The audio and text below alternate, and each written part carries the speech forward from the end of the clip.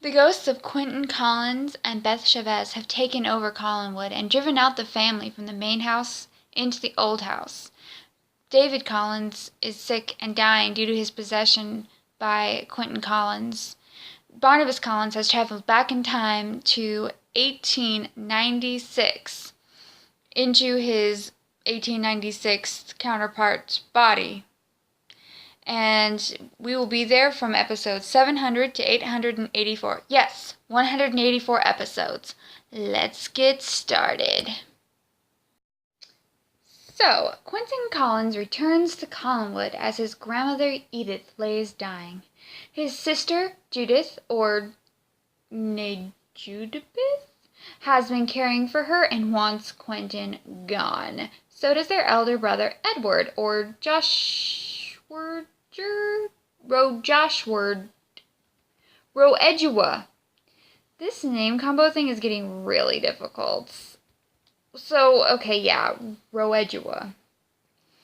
Quentin left about a year ago with Roedua's wife, Laura. If you're thinking that's the same Laura who was the Phoenix and Roger's wife, you're so right. And Edward is the father of Jameson, who is the father of Roger, which makes Laura Roger's wife and grandmother. Alright, so... Okay, so Barnabas knew Laura when he was a little boy because Laura had married Barnabas' uncle Jeremiah, who also married Josette's. Jeremiah, bro. You're playing with Barnabas' heart. So this is what prompts Quentin and Barnabas, who up until that point had been kind of enemies, into working together. Phoenixes, bringing werewolf vampire cousins together since 1897. Magda is a gypsy who's married to Sandor, and they live in the old house with Barnabas. And Barnabas goes to the current 1897 family and introduces himself as a long-lost cousin from England. It sounds oddly familiar. So Quentin goes on to kill his insane wife Jenny, who he had left with, the year before with Roedua's wife. And little did he know, Jenny was actually the sister of Magda, so Magda places a curse on Quentin. Even a man who is pure of heart and says his prayers by night may become a wolfman when the wolfbane blooms and the moon is full and bright. So Quentin summons Angelique, the one who had been in 1795 and helped Barnabas out, so she already knows that he's alive in 1967. My head hurts in ways I didn't know it could. So he summons her to try to help him kill Barnabas before they teamed up to get Laura.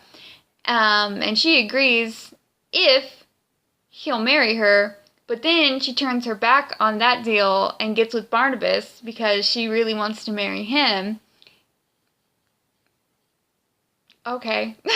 And she introduces herself to the family as Valerie, and I'll get back to that. So Quentin is killed, and Angelique brings him back as a zombie to make Barnabas marry her. Okay, I told you there'd be zombies. But there will be more zombies later, so this is not the only zombie. And at this point, Reverend Trask 2, but it's actually number 3, because there's going to be another Reverend Trask later on, so don't get confused by that. So we'll call him Trask the Third. No. Evil Trask the Third. No. Con Man Trask the Third. He comes in and he has this whole storyline about trying to marry... Well, he does successfully marry Judith, drives her insane, and then becomes the master of Collinwood. But it's not really that important. So we'll sidebar it. Alright, so Angelique ends up saving Quentin. Go figure. Alright, so then Magda and Quentin have this whole ordeal over how angry she is at him for what he did to her sister. Light issues. And the curse of lycanthropy affects Quentin Collins and all of his male kin of succeeding generations. So it affects all of his male children, the oldest son of every generation, I guess, for as long as he has children. But Magda didn't realize Jenny had twins, a little girl Lenore and an unnamed boy who dies very soon after this, for a whole different curse. But there's this thing with gypsies, and then there's a hand. So yeah, yeah. And episode 779, 80 episodes in, Quentin finally realizes Barnabas is a vampire, and it is beautiful. And then Quentin, because Barnabas is the only person who can help him with his lycanthropy, decides that he should let Barnabas kill his younger brother, Carl, so that no one discovers Barnabas' secret. But that doesn't last too long, because then everybody discovers Barnabas' secret. And so going back, the little boy, Quentin Jr., who died, turns out, is the grandmother of Tom, Chris, and Amy Jennings, which explains why Chris has lycanthropy, and also harkens back to why I said it was so weird that he was dating Carolyn, because third cousins. Anyway, so Trask and Rodua figure out Barnabas is a vampire, and then Barnabas has to go on the lam, and he's still working with Angelique, and then Julia somehow uses the I Ching, and Doc rounds it back to 1897 to help him become human, because he's, a vampire at this time. And then Charity Trask, daughter of conman Evil Trask, stakes and kills Barnabas. Oh my god. But as it would turn out, Angelique and he had a plan, and they made a double of him, which doesn't make any sense because they use his reflection, but he's a vampire and he doesn't have a reflection, but I guess whatever, magic. So that's a thing that happens. Whatever, moving on to the hand of Count Patafi. So Magda, realizing that she needs to remove the curse from Quentin, goes to the gypsies to steal this severed hand of Count Patafi. And let's not get this confused with the severed head of Judas Zachary. That happens later.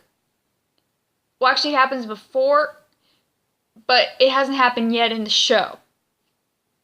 We'll get there. So there's this evil wizard guy who comes to Collinwood and starts a whole lot of stuff.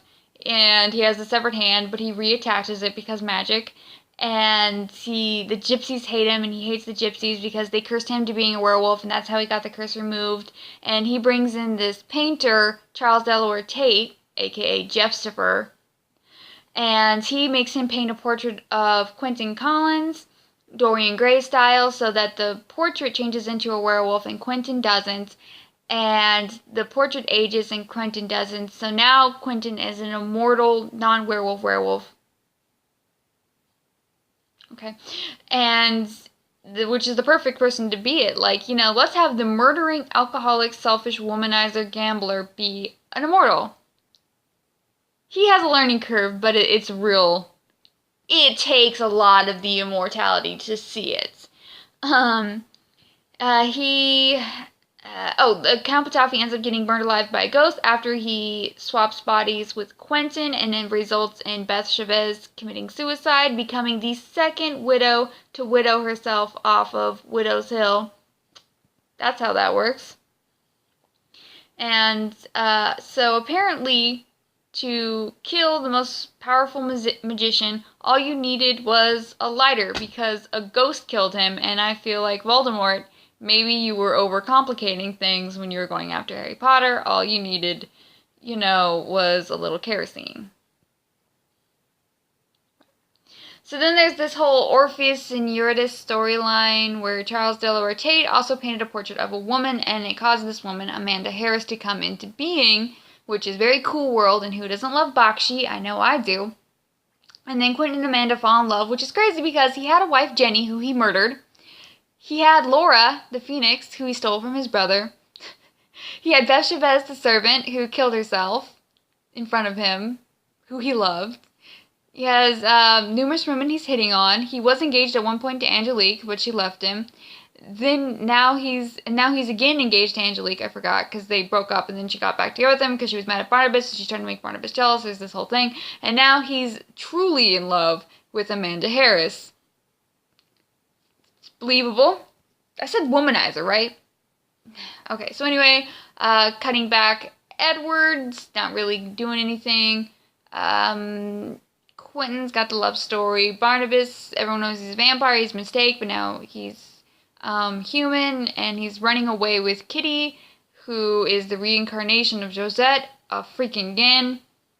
But I'll get to that in a second. Cutting back to Judith, who married evil conman Trask. She realizes he's an evil conman Trask, and she walls him up in one of the rooms.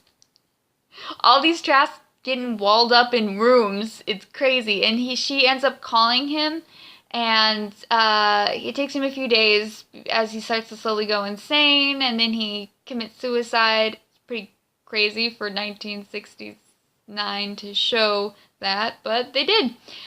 And Barnabas has Josette / Kitty, who's not a cat but a person, and the reincarnation of Josette, and they walk through a portrait and go back to 1796 because now we have time portaling pictures.